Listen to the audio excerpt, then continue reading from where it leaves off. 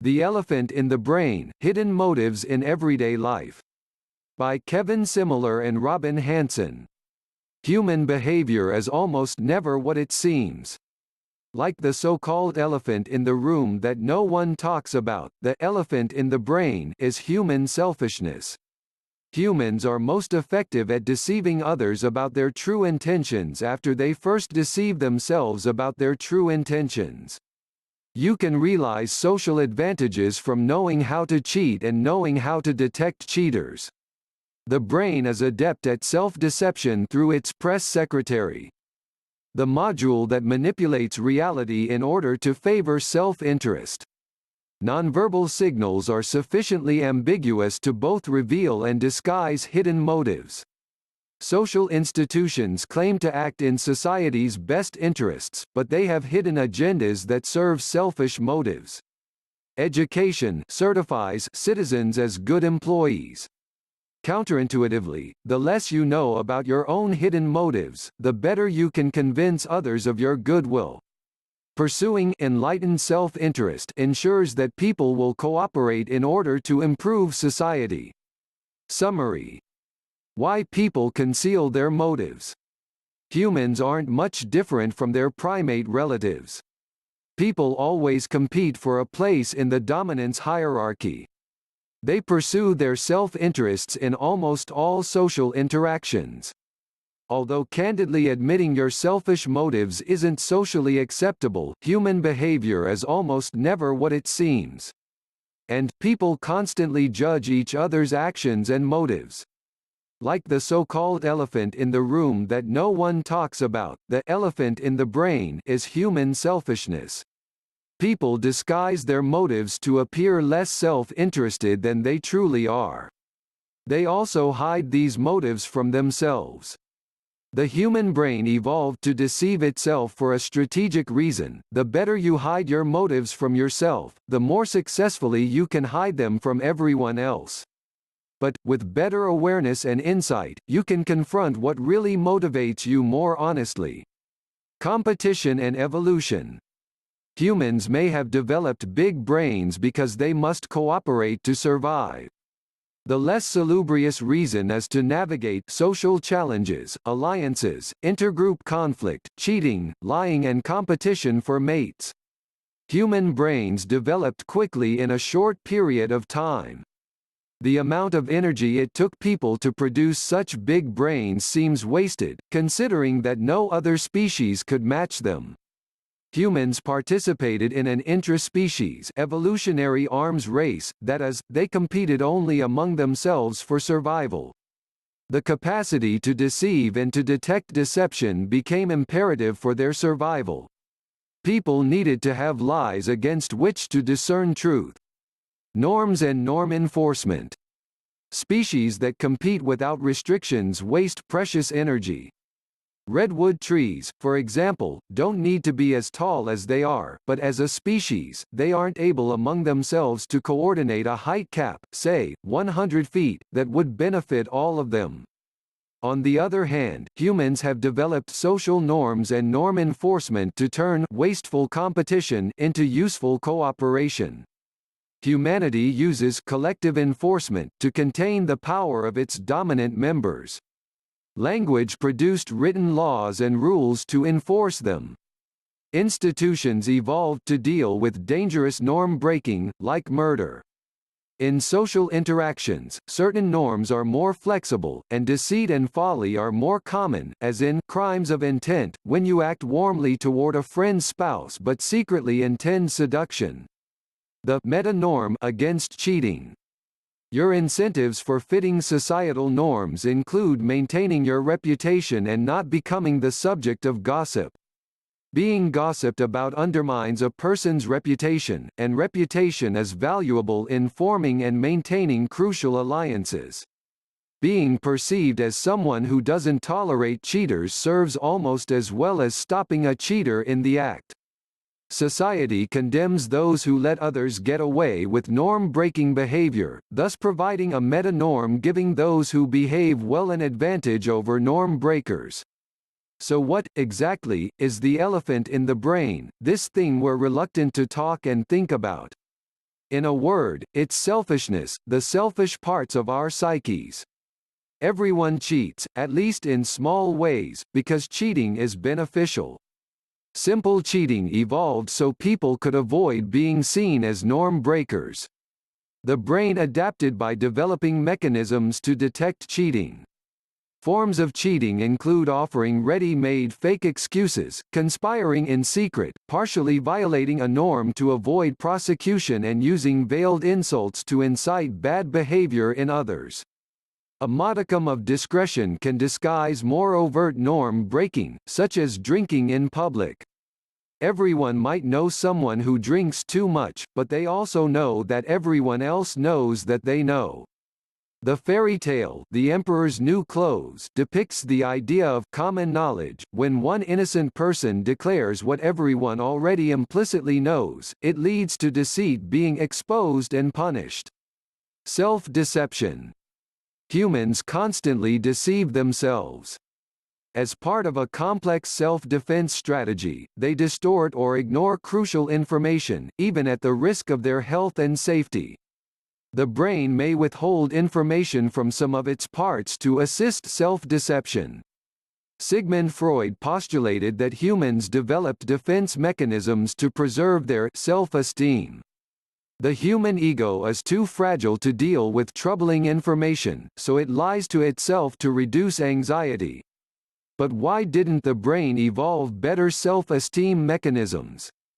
Research in psychology is trying to find answers to such questions. Our ancestors got smart primarily in order to compete against each other in a variety of social and political scenarios. Telling an outright lie is difficult due to the fear of getting caught. The best way to convince others you believe something is to believe it yourself. Exposing lies is difficult when the person telling them believes them. And, if you pretend to be a certain way long enough, you become the person you're pretending to be. Counterfeit reasons and the press secretary. The brain's ability to rationalize is so strong that it makes up stories without intending to deceive. When someone gives false information to win social acceptance, that person has internally accepted those counterfeit reasons. The brain has an interpreter module that manipulates information to benefit the mind's preferred version of reality. Like a government press secretary, this part of your brain can do a better job of convincing other people of lies or near lies if it remains less than fully informed of your darker motives. For example, when answering the question why, your brain comes up with any number of rationalizations, some highly suspect, some not. The trick is to get past the gatekeeper so you see the motive for what it really is. Hidden motives in everyday life. Actions always speak louder than words. This honest signaling conveys a lot about the signaler's intentions, often inadvertently and unconsciously. For example, to demonstrate higher status, a leader will control eye contact, adopt a louder tone of voice, and take a more open posture in front of subordinates. Showing a lack of fear indicates strength. Laughter is another nonverbal way of reacting to sensitive situations without risking censure because it is involuntary and, more importantly, deniable. People laugh without always knowing why, which makes laughing at people in distress, for example, not entirely unacceptable. No matter how fast the economy grows, there remains a limited supply of sex and social status, and earning and spending money is still a good way to compete for it. Nonverbal strategies convey information and disguise motives. For example, deciding not to state your intentions overtly helps shield you from direct scrutiny. Language developed primarily to share information, but all behavior has a cost-benefit structure. Listening costs less than speaking. Humans talk more than they listen because speaking demonstrates wit, comprehension, intelligence, and status. Conversation allows both parties to assess each other's value as an ally. Knowledge itself isn't the most valuable asset. Facility with new information and knowing what is relevant garners more prestige. Consumption. Conspicuous consumption is a well-known competitive signal designed to earn status and respect. Purchases show off people's wealth, rank, and desirable personality traits. For example, travel indicates a sense of adventure.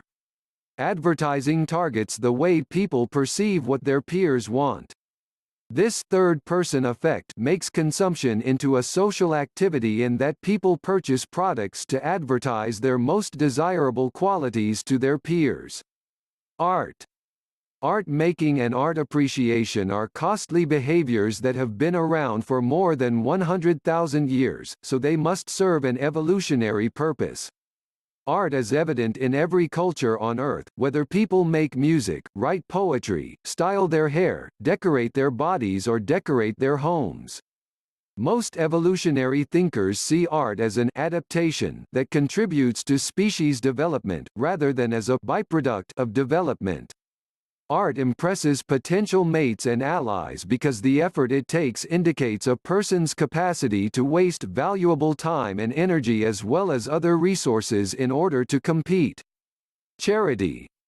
Giving to charity appears altruistic, but, in fact, charitable donors are mostly signaling their virtue to others. If people gave only to the most effective charities, not the most visible ones, GiveWell's 3 most effective charities would receive the most donations. In 2015, that list included the Schistosomiasis Control Initiative, which helps secure treatment for people suffering with a specific parasitic worm. But givers don't scale their donations based on their impact on the recipients. Instead, they seek positive social reinforcement from their peers by giving to higher-profile groups, like the United Way or Make-A-Wish. Showing empathy as a valuable asset in society, it offers the empathetic person opportunities to attract allies and mates. Education. Educational institutions advertise their curricula to demonstrate their overt motive of providing learning to students. Their real motive is to grade, rank, and credential students to benefit employers. School performance supposedly predicts future work performance and therefore certifies the student's value to society. School serves other social functions as well, such as offering young adults networking, new experiences, and help in finding mates. Education also has less worthy motives, to indoctrinate young people with state-endorsed patriotic sentiment and to domesticate them into following the rigid schedules, rules, and expectations that the workplace demands. Medicine. Medical care costs more than it should because receiving it isn't a simple supply and demand transaction. Doctors replace the role of mothers in providing conspicuous care to earn a patient's loyalty. Even people who care for family members want others to see that they care about their loved ones. For example, bringing home-cooked food to an ailing relation is better than bringing store-bought food, because you made the extra effort. That's why palliative care is so elaborate. No one wants to appear not to be doing everything possible to alleviate a loved one's suffering, even if it doesn't improve his or her quality of life. Most medical interventions don't improve outcomes, and they sometimes cause new problems. Preventive care is a better strategy, but it lacks the element of conspicuous care. Religion. The common assumption about religious beliefs is based on cause and effect. People believe in God and, therefore, practice their religion. But what if they did so without belief? While religious belief does satisfy many inward longings, it is nonetheless socially beneficial to show fellow believers that you believe. Sharing communal practices and beliefs and sacrificing narrow self-interest for the good of the community rewards the participant with a sense of belonging, trust, and alliances. It is always beneficial not only to appear to believe, but to actually believe, in order to persuade others of your belief. Politics. When it comes to political engagement, most people want to think of themselves as a do-right who focuses earnestly on what's best for their country. Statistics show that many voters don't vote based on knowledge of the issues. Instead, they cast their ballots more in response to social pressures from their community, which rewards emotional attachment to ideology more than it rewards reasoned debate. Learning from the elephant in your brain. With improved situational awareness, you can identify hidden motives in yourself and in others. While being selfish is natural, it isn't necessarily good.